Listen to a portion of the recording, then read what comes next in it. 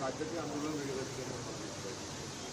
मैं सबसे पहले श्रीमान राहुल गांधी इनको अपील करना चाहता हूं और चुनौती भी देना चाहता हूं कि अगर उनमें हिम्मत है और वो सचमुच विद्यार्थियों का हित चाहते हैं तो संसद में चर्चा करें।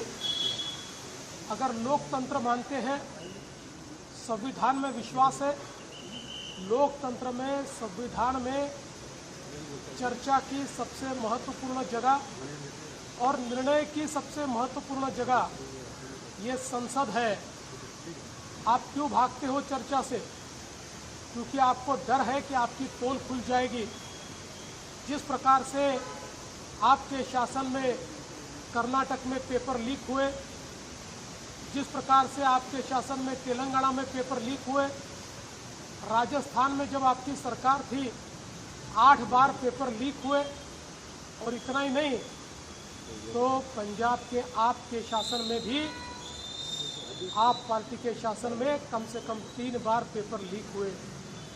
केवल हमारे जो विद्यार्थी है इनके कंधों पर बंदूक रखकर राजनीति करना बंद कीजिए।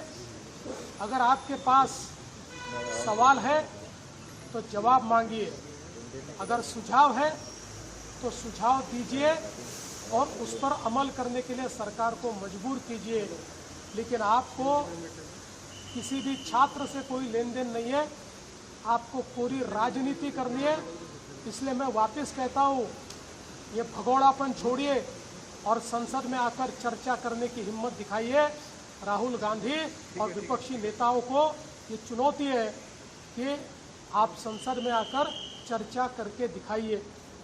और विशेष रूप से जिस प्रकार से प्रधानमंत्री जी ने इस समूची घटना पर एक कड़ी कार्रवाई शुरू की है, फास्ट ट्रैक कोर्ट तैयार करके जिन्होंने पेपर लीक किया ऐसे लोगों को सजा दी जाएगी। नीट की री एग्ज़ाम भी बिना किसी मसले के पूरी की गई है, जिससे आगे के एग्ज़ाम का रास्ता भी खुला है। मुझे ऐसा लगता है प्रधानमंत्री जी पर विश्वास रखना चाहिए। जिस कांग्रेस की सरकार में, यूपीए की सरकार में शिक्षा का बजट मात्र 8,000 करोड़ रुपया होता था, आज 1,39,000 करोड़ रुपए पर ये शिक्षा का बजट पहुंचा है। देश में जो हमारे आइकॉनिक इंस्टीट्यूशंस है, आईआईटी हो, एम्स हो, अलग अलग प्रकार की इंस्टीट्यूशंस में अवसर खुले हैं, उसका विस्तार हुआ है।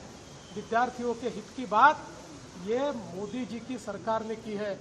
इसलिए मैं वापस कहना चाहता हूँ, हिम्मत हो तो संसद में आओ, चर्चा करो। सर